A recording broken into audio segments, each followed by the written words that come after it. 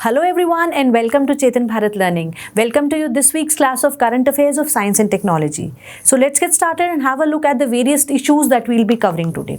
First of all, we'll discuss about gaming disorder. Gaming disorder क्या है और इसके क्या-क्या main symptoms हैं, इस बारे में बात करेंगे. Then we'll talk about the Nobel Prize winners in the field of science, that is physics, chemistry and biology. Medicine में किस-किस को Nobel Prize मिला है, discuss करेंगे. Then we'll talk about the drone-based vaccine delivery that was launched in Manipur.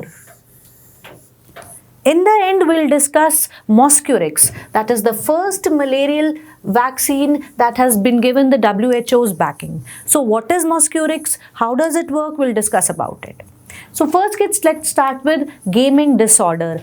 Gaming disorder जिसे एक disorder regard किया गया by WHO in its 11th revision in ICD, right? So ICD, that is International Classification of Diseases, उसने gaming को एक disorder माना, right? So basically इसके symptoms क्या हैं? जैसे हम आज की time में बात करें, it's not that just me and you, even the small kids are much more prone to playing the video games. Digital games में बहुत ज़्यादा टाइम स्पेंड कर रहे हैं, राइट? और owing to this corona pandemic ये डिजिटल जो हमारा स्क्रीन टाइम है, जो डिजिटल टाइम है, वो हमारा बढ़ गया है. Not just the kids but the adults also. So actually gaming disorder है क्या? गेमिंग डिसऑर्डर है जब हम गेम्स को प्रायोरिटाइज कर रहे हैं, right? Playing games is much more important to us that we are even not considering what are the ill effects of playing such games on our health. So gaming disorder, the symptoms as regarded by the International Classification of Diseases is that impaired control over gaming, यानी कि we don't have a control over the time for which we play games. Generally games तो हम तभी खेलते हैं, हम इसलिए खेलते हैं so as to relax ourselves, our body and mind. But at times when these games are much more important to us than the other tasks also, हम अपनी हेल्थ को स्टेक पर लगाकर हेल्थ को ध्यान में ना रखते हुए हम गेम्स के लिए इतना प्रोन हो जाएं, then it becomes a gaming disorder.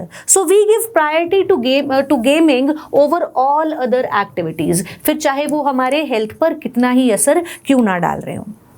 Apart from just being spending more time, हमारी कॉग्निटिव एबिलिटीज़ भी इफेक्ट हो रही हैं. और ये बहुत कॉमनली देखा जा रहा है कि जो बच्चे या जो अडल्ट मोर ऑफ गेमिंग में इन्वॉल्व हैं, गेमिंग डिसऑर्डर जिसे है, उनमें कॉग्निटिव एबिलिटीज़ कम है, मेमोरी कम है, फोकस जो है वो नहीं बन रहा, right? So they are lacking, they lack the control over themselves while playing games. They are prioritising games over other physical activities as well as other interest also.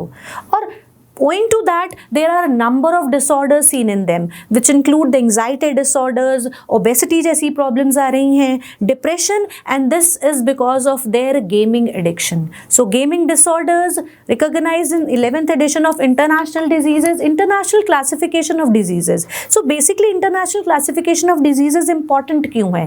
So ICD basic sets the trends और standards measure करता है by which the various practitioners they identify a particular disorder and then they work accordingly. So एक बार कोई disease ICD में किसी को place मिलती है, किसी डिजीज़ का नाम आता है, तो वो ऑल द मोर इम्पॉर्टेंट हो जाती है क्योंकि उसके क्या ट्रेंड्स हैं, वो किस तरह से लोगों में स्प्रेड कर रही है और उसकी रोकथाम के लिए डिफरेंट कंट्रीज़ क्या स्टेप्स उठा सकते हैं, वो आसान हो जाता है.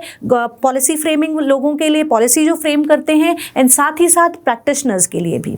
सो ICD is the basis for identification of health trends and statistics globally that help to set the standards for controlling the disease, reporting the diseases and then controlling them. So it is used by medical practitioners around the world to diagnose various conditions and researchers to categorize different conditions. And once they're categorized, then the different governments of different countries, they frame the rules and frame the programs to control such diseases.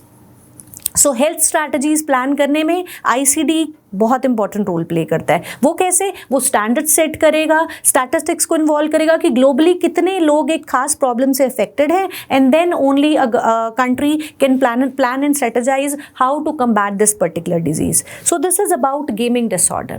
Next we move on to the Nobel Prizes. So we'll first discuss the Nobel Medicine Prize. So US scientists David Julius and Adam Paputian have been given the Nobel Prize for discovery of receptors on temperature and touch. Right? So thermoreceptors and thigmoreceptors, touch thigmoreceptors, उनके लिए इन्हें Nobel prize दिया गया है। और इनकी ये खास डिस्कवरी इंपॉर्टेंट है to treat a number of diseases. अगर हम बात करें क्रोनिक पेन की, so the pain is associated with the nerve cells that with the thigmoreceptors and the pain receptors, right? So pain receptors के लिए इन्हें Nobel prize दिया गया। अब इनकी एक्चुअली डिस्कवरी है क्या? इन्होंने डिस्कवर की एक मॉलिक्यूलर लेवल पर the genes that are associated with the body's sensitivity to heat and to mechanical pressure, जिसकी वजह से हमें पेन फील होती है, right? So molecular basis of these receptors have been discovered by them. So कोई भी receptor, यहाँ पर जो इन्होंने रिसेप्टर की बात की, that is TRPV1 for temperature, heat and pain, and touch proprioception के लिए है, मैकेनिकल पेन के लिए। So different activities of our body are owing to these receptors. Receptors ही मैसेज लेके जाते हैं ब्रेन तक, and then our brain responds accordingly. So this prize has been given for the discovery of molecular sensors in human body that are sensitive to heat and to mechanical pressure, right? अब importance क्या है इस discovery की? Importance जैसे मैंने कहा, जहां हम उन एलिमेंट्स को क्योर करना चाहते हैं, क्रोनिक पेन को क्योर करना चाहते हैं, वहां ये डिस्कवरी हेल्प करेगी। Once we are aware of the sensors, हम जीन्स को एसोसिएट कर सकते हैं विद द पेन, तो हम डिज़ाइन कर सकते हैं, बना सकते हैं ऐसे फार्मास्यूटिकल्स, ऐसी मेडिसिन जो कि इन्हें सप्रेस करेंगी। सो पेन को रिड्यूस करने में हेल्प करेगा। तो बेसिकली जूलियस जो थे, उन्होंने काम किया कैप्साइसिन पे। कैप्साइसिन जो कि हमारे बेल पेपर्स को हॉट, या जो है मिर्ची जो है उस वजह से है, कैप्साइसिन की वजह से पेपर्स हॉट हैं, और इन पर इन्होंने काम किया to identify how the skin responds to heat. Adam worked with cold pressure receptors, right?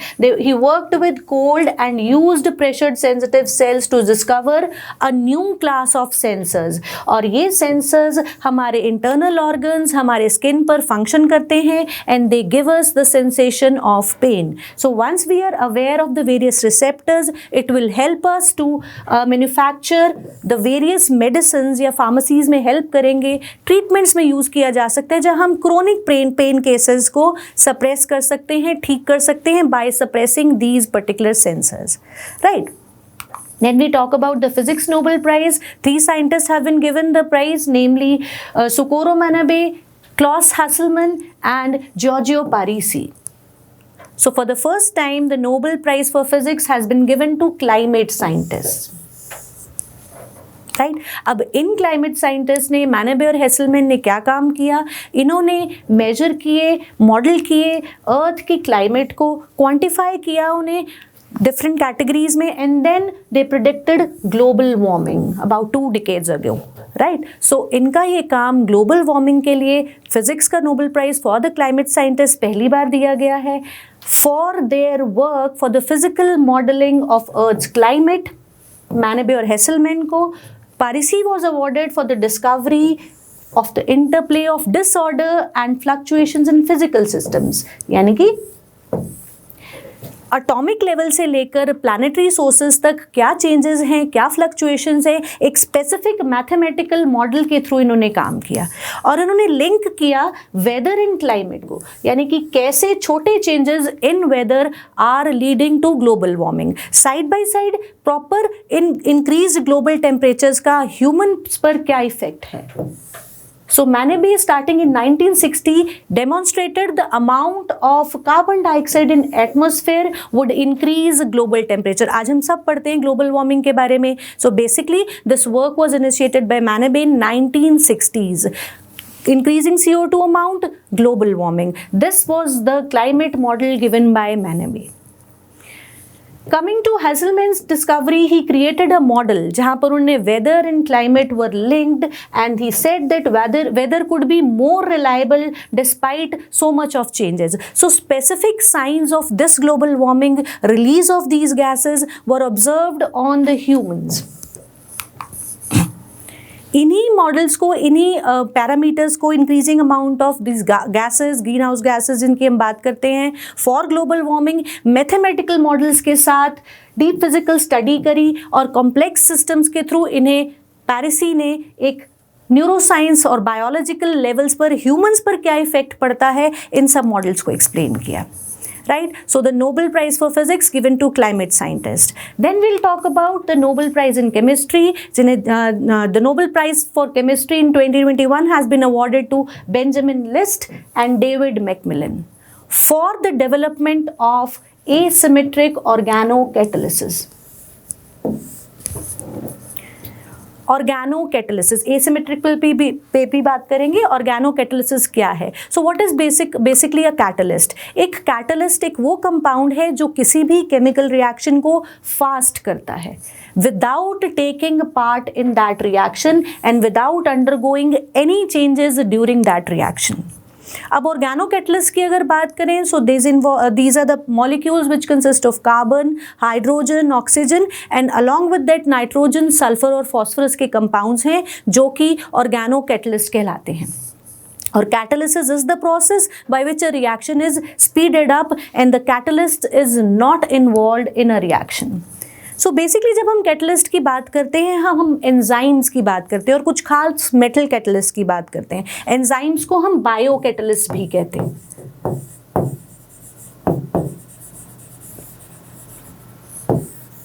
अभी ऑर्गेनो कैटलिस्ट क्या है? So organo catalyst in 2000 doctor List and doctor Macmillan, they developed a new third type of catalysis called asymmetric organocatalysis. ये new catalyst भी derive हुए थे from the naturally occurring chemicals and they were greener and cheaper and they ensured that the end product of the chemical reaction was of specific variety. इसका मतलब क्या है कि जब भी कोई कैटलिस्ट इन्वॉल्व होता है किसी केमिकल रिएक्शन में, प्रोडक्ट्स बनते हैं, उसके बाद उनकी प्योरिफिकेशन की ज़रूरत होती है.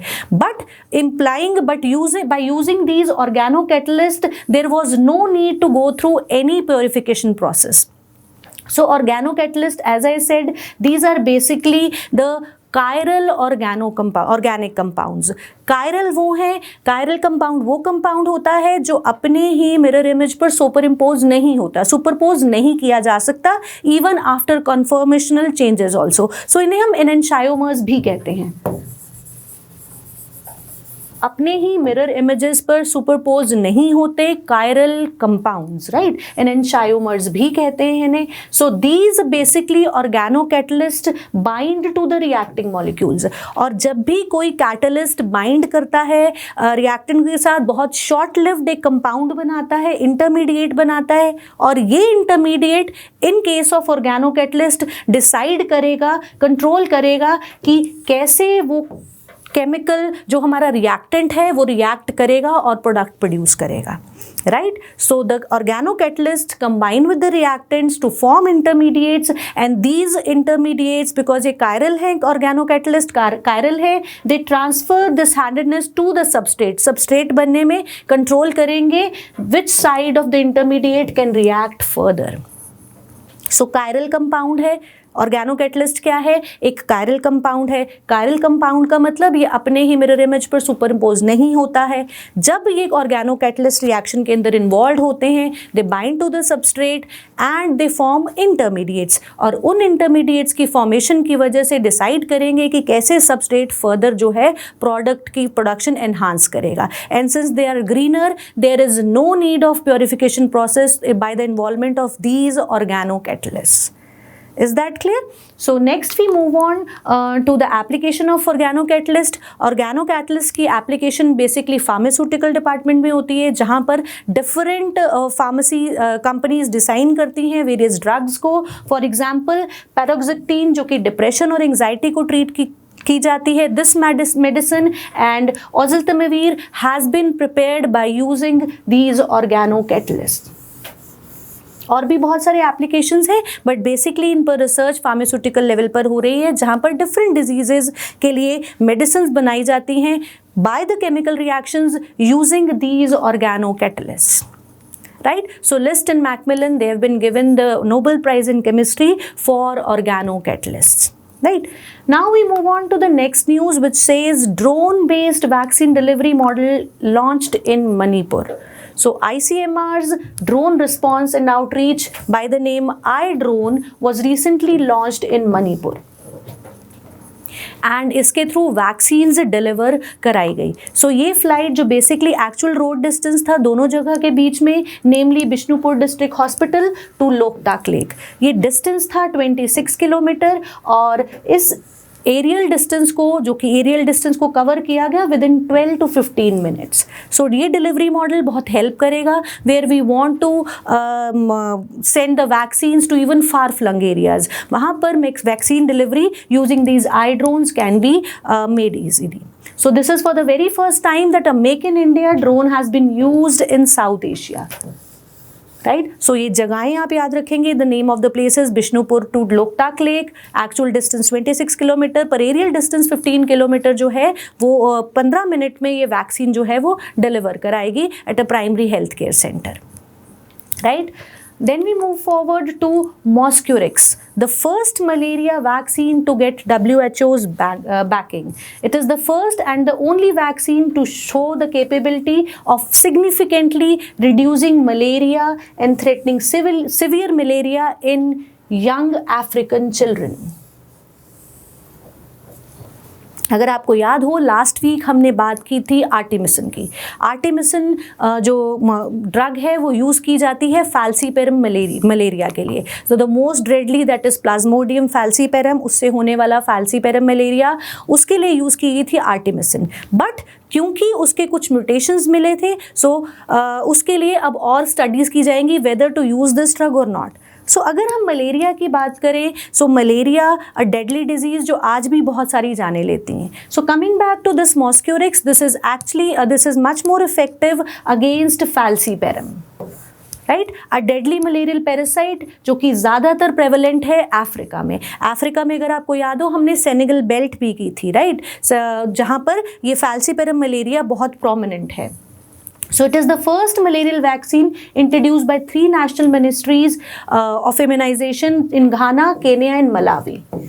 और जितना भी यंगर जो अफ्रीकन पॉपुलेशन है, छोटे बच्चों में ये मेडिसिन यूज़ की जाएगी. राइट? सो मॉस्क्यूरिक बेसिकली काम करेगी यंगर अफ्रीकन चिल्ड्रन में, यंगर अफ्रीकन जनरेशन में to help reduce the falciparum malaria. तो मलेरिया बहुत सारी जानें आज भी लेती है, बहुत पुरानी बीमारी है. Still it cause a lot of deaths in globally. बहुत सारे लोग आज भी मलेरिया से मरते हैं. राइट? सो बहुत सारे चैलेंजेस हैं. इंडिया में अगर हम बात करें तो अबाउट 20 मिलियन जो हैं केसेस आज भी रिपोर्ट होते हैं in against this Plasmodium falciparum, जो कि मोस्ट डेडली है. अब रीजंस क्या हैं? What are the reasons why this disease comes up? Upsurge जो है इसका होता ही रहता है, हमेशा मलेरिया के केसेस मिलते ही रहते हैं. रीज़न इज़ कि मलेरियल पैरासाइट बहुत ही अच्छे ढंग से हाइड करता है human liver cells and RBCs में, और इसलिए हमारे इम्यून सिस्टम से अनडिटेक्टेड जो है वो बिना रिकॉग्निशन के हमारे इम्यून सिस्टम से बच जाता है और further liver cells and RBCs को इन्फेक्ट करता जाता है.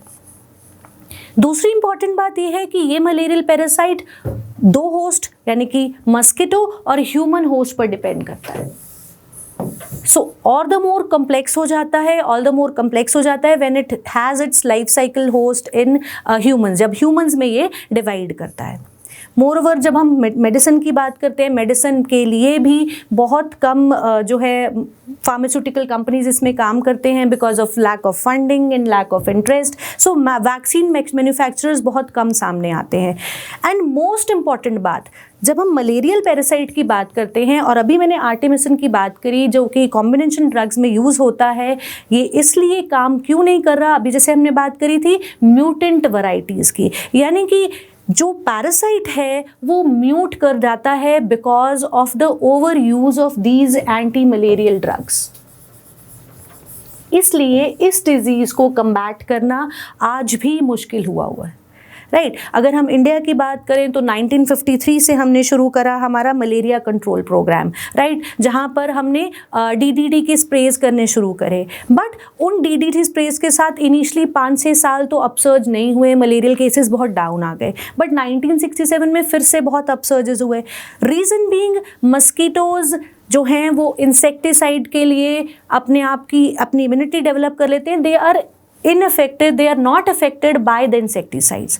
और साथ ही साथ एंटी मलेरियल ड्रग्स के लिए ये प्रोटोजोन जो है ये भी अपनी इम्यूनिटी डेवलप कर लेता है. इट म्यूटेट्स, जिससे काम करना बहुत मुश्किल हो गया. So as the time pass 2009 तक आते आते हमने इंसेक्टिसाइड ट्रीटेड नेट्स यूज़ करने शुरू कर दिए, आर्टेमिसिन को यूज़ करना शुरू कर दिया कॉम्बिनेशन में in other drugs with other drugs, तो उसे यूज़ करना शुरू करा. साथ ही साथ हमने रादर देन मलेरिया इरेडिकेशन, हमने मलेरिया कंट्रोल प्रोग्राम्स पर फोकस करा, कंट्रोलिंग की. पर्सनल लेवल पर भी लोगों को एडुकेट किया कि पानी जो है स्टैग्नेंट वाटर नहीं रहने दीजिए. साथ ही साथ गवर्नमेंट ने खास जो चीज़ें ध्यान में रखी वो था कि रादर देन यूजिंग इंसेक्टिसाइड्स, अगर DDTs को यूज़ करे थे उसके और हार्मफुल इफेक्ट्स हैं एनवायरनमेंट पर, right. So rather than using DDTs switch over किया जाए ऐसे मेथड्स पर, ऐसे बायोलॉजिकल कंट्रोल मेथड्स पर जो कि एनवायरनमेंट के लिए नुकसानदायक ना हो. यहाँ पर फिर हमने लार्विसाइडल फिशेज इंक्लूड की, लाइक द गेम्बूसिया फिश को इंक्लूड किया गया because it feeds on the larva of this of mosquito. So gambusia fish जो है वो यूज़ किए गए, बायोलार्विसाइड्स यूज़ किए ताकि डिपेंडेंस ऑन द इंसेक्टिसाइड्स वो कम हो जाए. क्यों? क्योंकि more use of it these insecticides, mosquitoes जो है एक टाइम ऐसा आएगा उन्हें इन इंसेक्टिसाइड से फ़र्क ही नहीं पड़ रहा.